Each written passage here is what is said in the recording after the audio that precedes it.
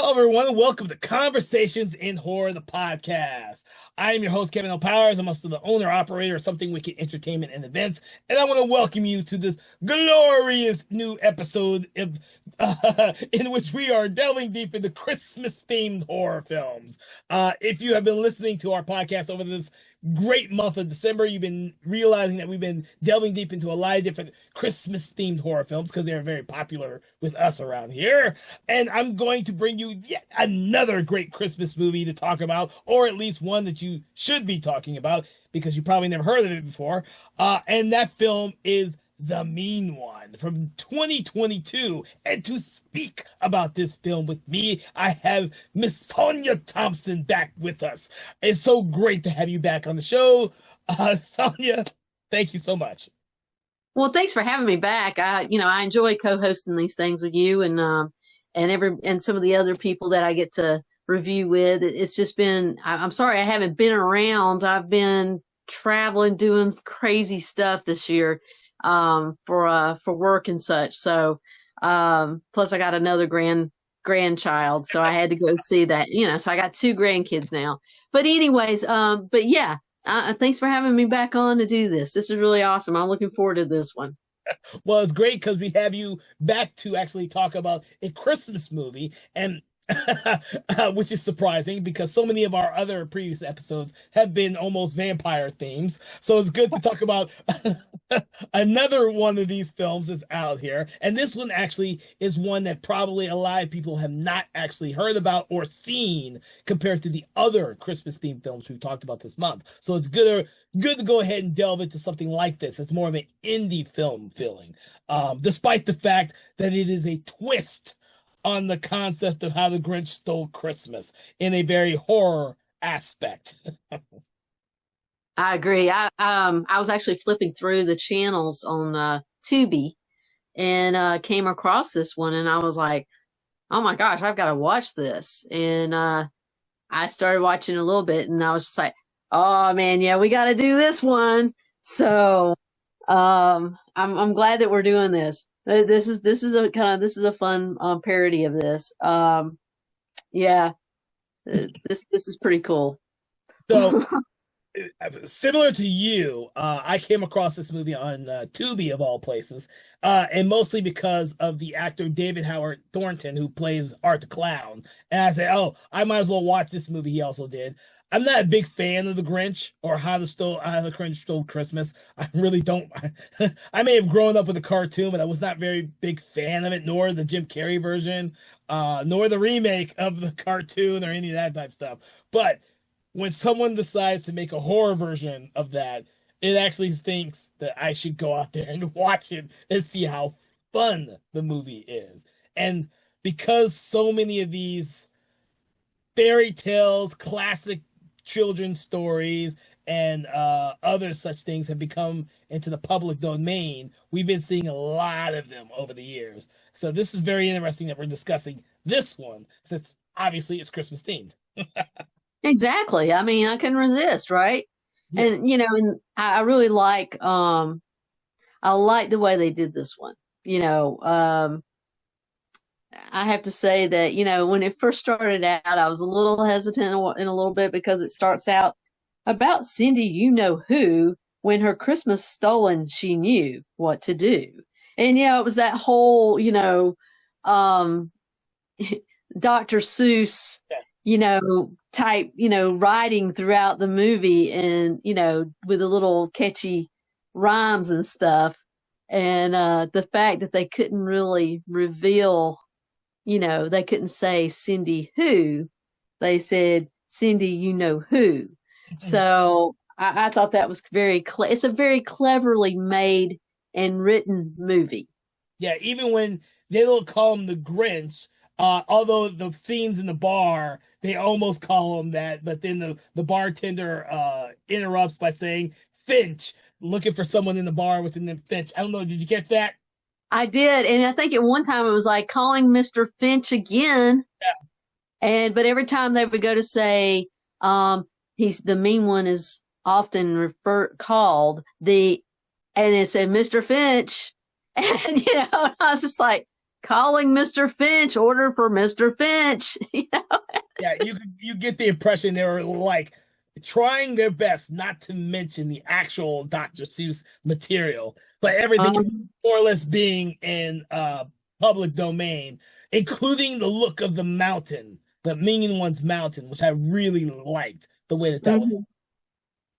Yeah, I did too. I thought that was really neat. From the distance, you saw the curl of the mountain, and it was very similar.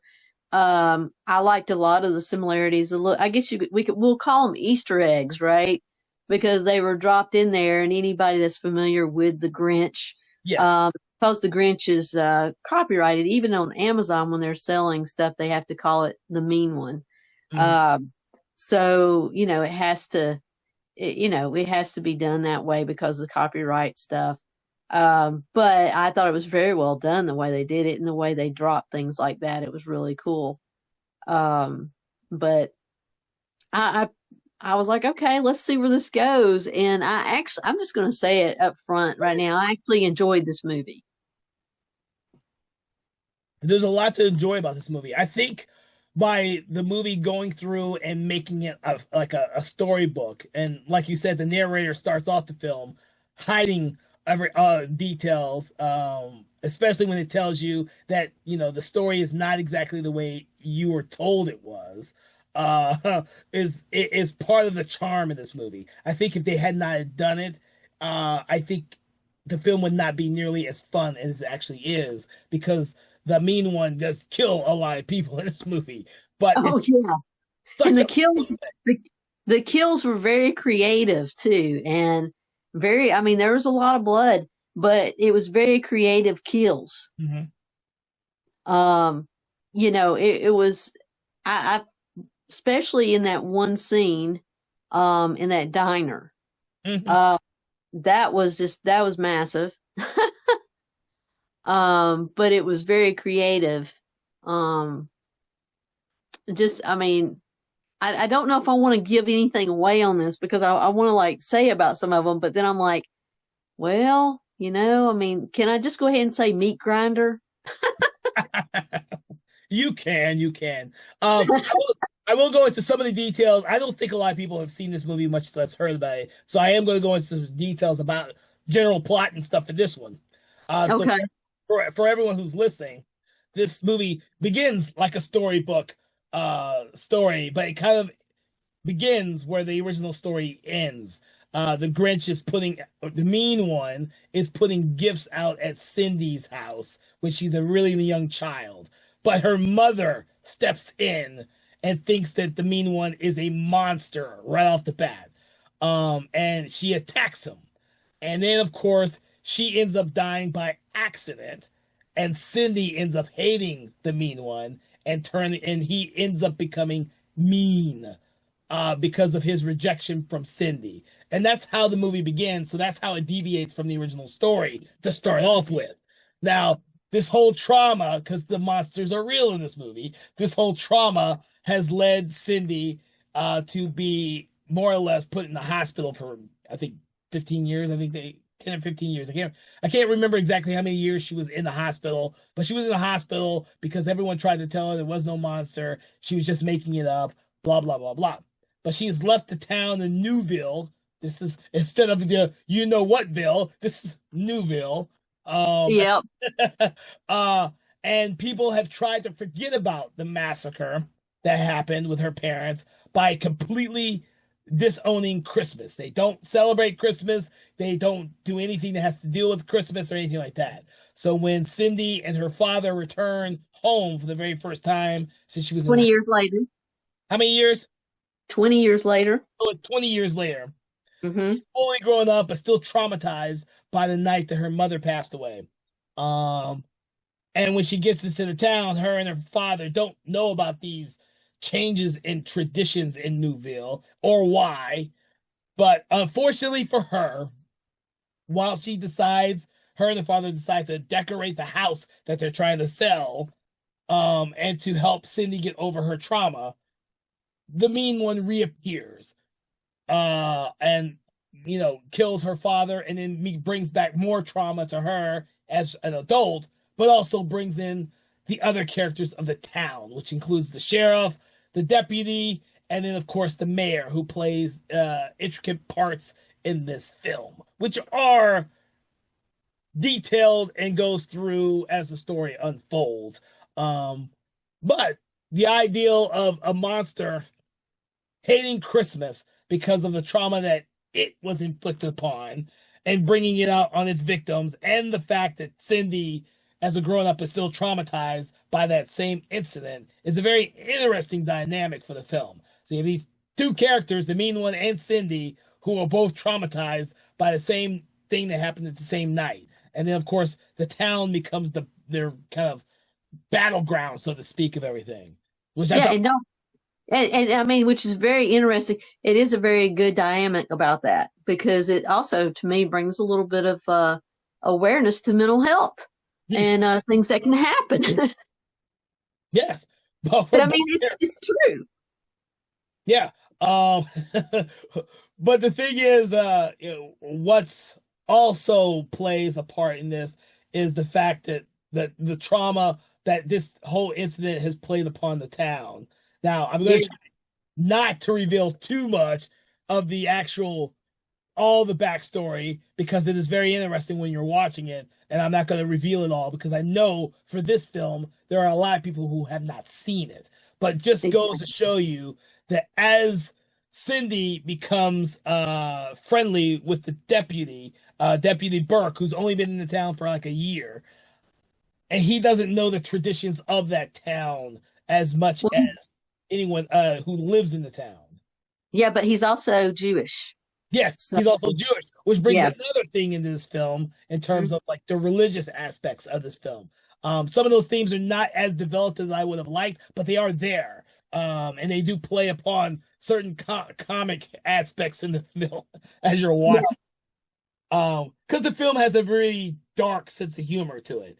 Not nearly as dark as the Terrifier movies, which Thornton was also in as Art the Clown, but still, Yeah. there are dark, there are comedic and dark aspects to this film as well. And because of the way the film ends, it's almost kind of like it's the movie kind of ends where it needed to end for the fairy tale aspect that's being told and presented in front of us, the viewer. So. Exactly, which was rather odd in a sense. But and I just want to also say at the very end, be sure to watch all the credits because there's a little something there that might, be interesting to you as well. I don't want to give that away. Um, but I was very the ending, the way it ended. I'm just going to say, was like I say, it was just it was just like okay, so it jumped from one type of movie to another. And I was just like, okay, but it also indicated that there could possibly be a second Mean One movie. Did you pick up on that? Yeah, well, yeah, I did. I did the way it ended. Of course, something like this could you have to build something in for a sequel. But I do believe that the way this story ended, uh, It's fun. yeah, it's very self-contained. I Yeah. think I liked the movie because of the way in which it delved into the trauma between these two characters and then how it was resolved at the very Yes. end. But as you're Yes. watching it, it's really fun because the mean one doesn't speak. He is a non-speaking monster, so to speak. Mm-hmm. Uh, Mm-hmm. but there is a method to what he does and why he does it. Obviously, the trauma that was inflicted upon him with Cindy was a little child makes him hate Christmas more than anyone else, to the point that he kills anyone that's in the neighboring towns, or let me say this, it's surrounding his mountain uh, Yeah. that will inflict his vengeance or pain. I guess, Mm-hmm. Like it makes him feel better to do it. yeah, yeah. Um, because of well, I mean, I think there's a little bit of guilt going on there too, um, on his part, but it's I felt like, you know, see where was I going with that? But anyways, I feel like it was definitely interesting to see the character build up. Oh, I know what I was gonna say. It's the actors. The acting was incredibly good in this. There was a lot of good actors, like the main the main girl, Crystal Martin. She's actually been in American Horror Story before, a few episodes of that. She's been in Skeleton Crew episodes. She's been in CSI Vegas. The Flip Cobbler that played her father, Lou, in it, he's actually one of the writers. And of course, David Howard Thornton. I think what he did as Art the Clown in Terrifier is what helped him with this role as the mean one. I think that's what brought so much mischievous characteristics to the mean one, was his past experience as Art the Clown. Ability to really do stuff with Great. his body. Like he does some really creative stuff with his body, just like he did as Art the Clown, and it works well for this character. Mm-hmm. Yeah, I do believe so. And I mean, it was just very his. You could even see it in his eyes when he was playing this character. He was able to bring it through that way, and that is so important as an actor, to be able to use your eyes to, to bring something to life sometimes, whether it be a zombie such as I've played or any other creature type actors and stuff. It's more than just, it's all about movement and eyes and intention. And he did the acting to me was just really, really great in this. And I really, really enjoyed it. I really did. So I want to add something to what you just said, which is Thornton's performance shines through his eyes, but not just that. The makeup effects for the mean one is phenomenal. Like you see all of the facial expressions on this character, especially because he doesn't talk throughout the entire movie. This is kind of the opposite of what we got in Winnie the Pooh, Blood and Honey, where one of the biggest complaints is the fact that the masks don't move, they don't look realistic enough. Whereas in this film, they are really well done, really well done, and you get his performance as the mean one in this film. So I can appreciate that, especially since I like monster movies. So yeah, and I'll tell you, when I was doing a little bit of more research, because I wanted to, some of these actors did look familiar to me, and I wanted to kind of do some research on them, and so I did go up to IMDb, and as I was looking at the director, Stephen Lamort, who has done some stuff, some other really cool things, there's also a documentary called Christmas Chaos, Making the Mean One documentary, and just watching the trailer for that, it showed some of the facial movements, how they were done. So I'm interested now in finding that documentary to watch how they did all this. That kind of fascinates me as well, to which I like documentaries anyway. But I think that'll be fascinating to see what all they went through to bring this to life the way they did. And if you get a chance, go watch that, or at least go check out the trailer for it. And like I say, once again, that's Christmas Chaos, Making the Mean One. And so throw that out there. But definitely Tubi, go to Tubi, look up the mean one. Yeah, you got commercials in there, but hey, that's when you go get your food, go to the bathroom, so take advantage of that, but it's definitely worth a watch. And I like the way the transformation of Cindy, who, made in the movie too, to go to face her fears. Let's put it that way. We'll just say to face her fears. Well, you bring that up, and I actually want to talk about that because in the third act, her character comes through a huge change for the good. Because she's been facing this fear that she's been told that monsters don't exist for 20 years. And the whole point of her going back to Newville is to face those fears. And it just gets exacerbated when she realizes that the monster is real. So it's really refreshing to see that this character takes her own fate in her own hands and decides to not only prepare herself to fight off the mean one, but also to set traps and everything else that comes with kind of trying to defeat the mean one. Kind of like what Nancy does in a Nightmare on Elm Street. She picks up the book and sets traps in her house to go after Freddy Krueger. Cindy in this movie does something very similar, and I just really, really enjoyed that because it was refreshing to see that someone was using that influence on a much more modern film because it doesn't get done enough. We just kind of see that final girl or heroine run, run, run, run, run, then try to defeat them at the very end by happenstance, so to speak. But in this one, we see her physically fight back and prepare herself. And I can enjoy that. I really like that. And I do like the way they were very creative with her um tools, her weapons, the Yes. way they did things. And I think you're going to find that very interesting when you guys watch this because I was like, man, there was a lot of creativity put into this. Yeah. And, at first, when they got back to the house and looked into the fireplace, it was obvious what was going to happen, but there was, that could have been a jump scare for some people. But for me, I was like, I know what's about to happen right now. Oh, God, this is going to be one of those. But it didn't take long for this to turn into something that I really enjoyed. And I know I've said that over and over again, but I really, the creativity, the cleverness of this movie was just off the charts.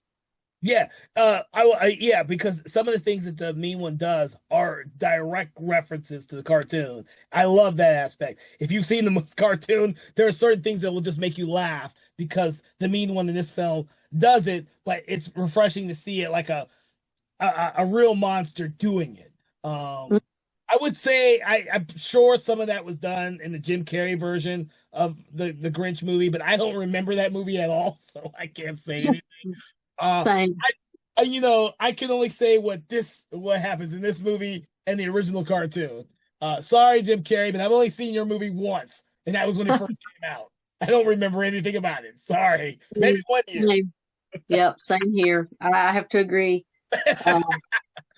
I know how iconic that movie is, but you know what? I've only ever seen it once. I remember nothing from that movie. But I do remember the cartoon because we all grew up on it. I've seen it a billion times. Yeah. So seeing this one, I walked in with no expectations because I didn't know anything about it. Well, me too. Me too. I had no expectations of it at all. And as I was saying, when I first started watching it, and I was like, okay, wait a minute, let's see. The acting's pretty good. I mean, I even thought even watching it, from the very start, I felt like the acting was really great. And, and you could tell that the movie was shot with a good camera and, so it was filmed with a good camera. It was, there was it was good lighting. It was good. It wasn't like they call it's a B film, but it's not like a B film that some of the indie films that you watch that everything's kind of a little off or the audio's off or something like that. I mean, I felt like everything was well edited. And that's a biggie for me when things are well edited. And the voice matching up with the person. So it started off on a good foot with me, with good acting and good film edits. So that was impressive to me. And like I say, at first when I saw she looked into the chimney, into the fireplace, I was like, oh, I know what's about to happen. I was like, oh God, this is going to be a predictable movie. But it ended up not being as predictable as I thought. So I'm just going to say it again. Go to Tubi, watch this thing. I think you'll enjoy it. I will say that there are some great set pieces in this film, and I do like the fact that the Mean One does not take offense to anyone who doesn't have any type of Christmas spirit. One of the great set pieces I think we barely touched upon is the one in the diner with all the busload of Santas that decide the SantaCon people who drive into town for a bite to eat, but don't realize what they're getting into until it's way too late. That's a highlight of the movie because of what the Grinch is allowed to, or the Mean One is allowed to do and showcase. But the waitress of that restaurant is completely left safe. Not or why, but she's completely left safe because she's not part of this Christmas spirit. I like their rules with him. There Yeah. are definite rules. I do think that there's only one really bad choice that the filmmakers made with this movie. Just one really bad one, and that is what happens to the mayor. I don't believe that that was a logical resolution to the story with her character. I think it Yeah. I just think it came out of nowhere. And I just that's the only one. I was watching the movie, I was going with it the whole time, but for her character, for what happens to her character, I was like, they did this just to have a resolution with their story because they didn't have another way to do in their story. And I just Hmm. didn't believe that it was earned for the film.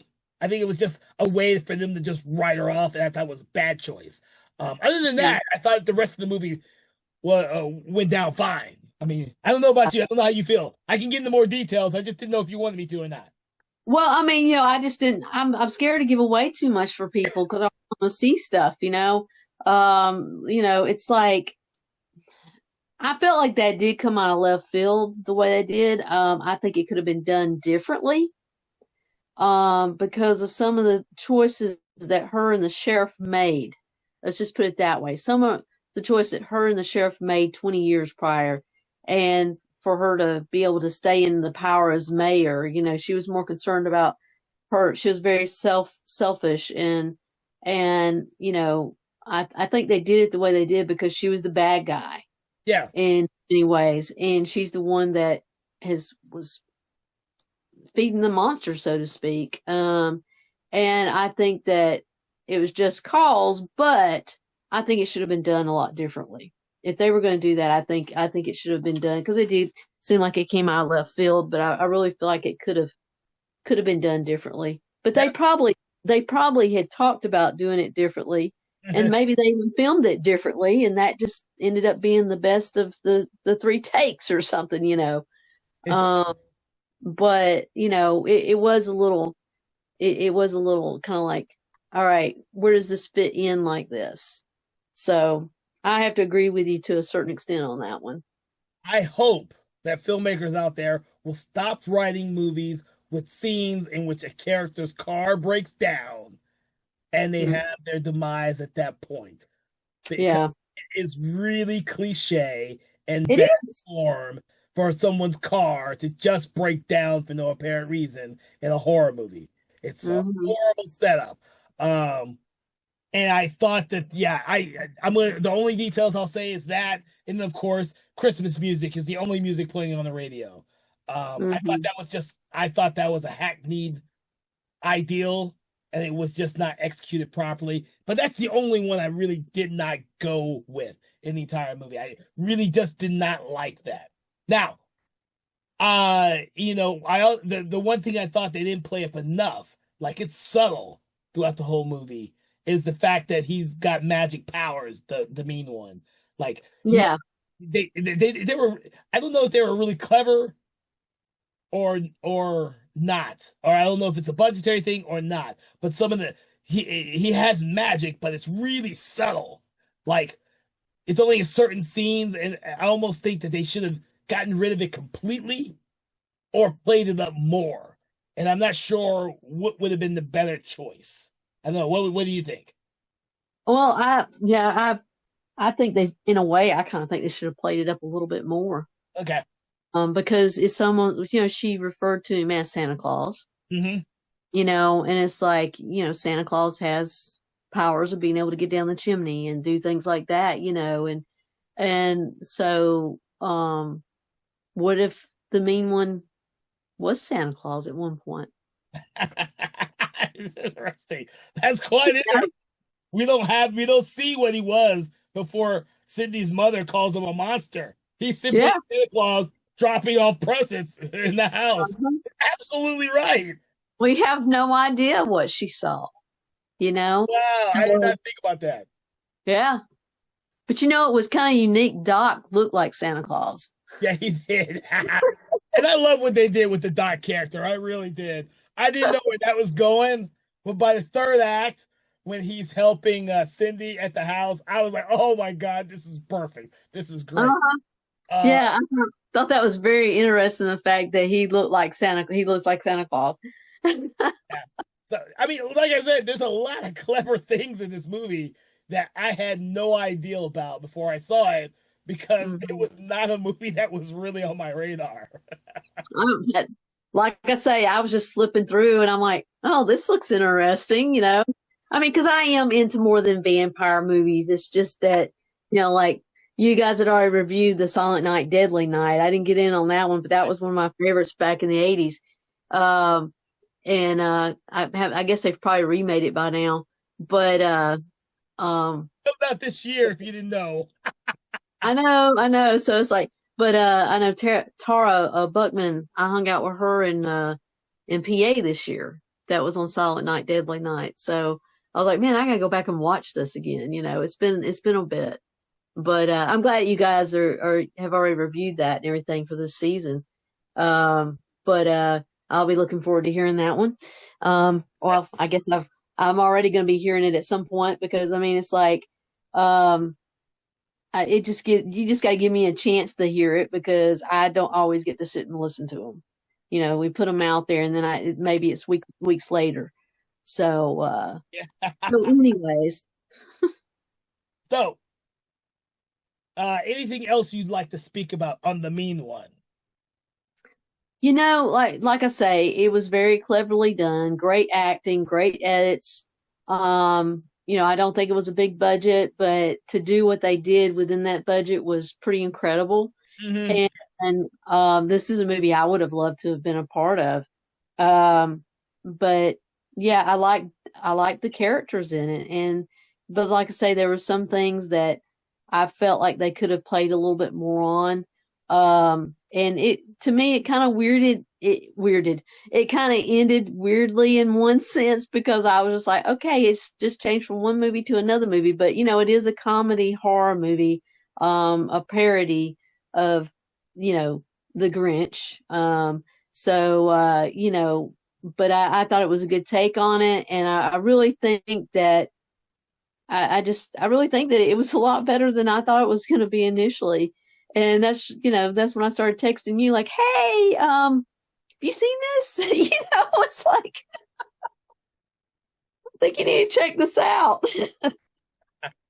I will say that this is much better of this new age of reimagining old stories and classic fairy tales than the other ones I've seen this year, which have been The Slayer Man, Popeye's Revenge. What I saw Screamboat, which actually is by the same director who did this, by the way. Uh, Okay. uh, I just realized that the same director did both of them. I think this is a much better film, but one day I'll talk about Screamboat later. Uh, Okay.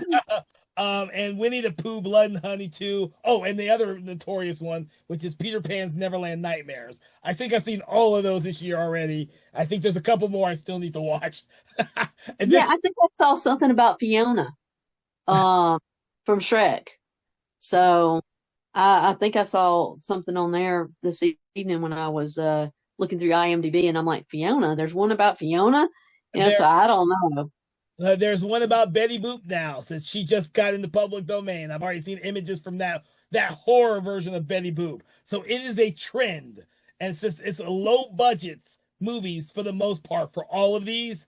I don't see it dying anytime soon. I mean, they got me to Okay. watch all of the ones I just mentioned. So Well, then I think you and I need to get to work on filming something then. So let's get to writing, boo. Let's get to writing. tell me what fairy tale you'd like me to rewatch. I mean, redo. Pinocchio. That one's done too. I haven't watched that one. Pinocchio one's. Oh well, I, I have to see what hasn't been done yet, and then we'll go from there. We'll figure it out. That's okay. There's like Um, five Steamboat Willie movies now. So, oh, goodness. with that, I want to thank you, Sonia, for talking to me about this movie. Oh, hey, once again, thanks for having me on here again, and let's doing a review on this. I just, thanks for having me, and I enjoy doing this review. I really did. This Excellent. was great. So for everyone listening, what we love to do at the end of our little conversation is we like to rate the movie between 1 and 5, whatever we want to call them. What we do is we take an object or a thing or a particular moment in the movie and we rate it between 1 and 5. 1 being poor, 5 being absolutely amazing. Since Sonia, you haven't been here in a while, I'm going to start this off. Okay. All right, that's good. Okay. So, surprisingly, I'm going to give this one 3.5 mean one mountain peaks is what I'm gonna give it, because that is such an iconic thing with the story and we see it a lot, and I always got a kick out of it every time I saw it. So where on your spectrum would you place this movie? I'm gonna place it right at a 4, and we're going to call it candy canes for the Homer. There you go. Yeah.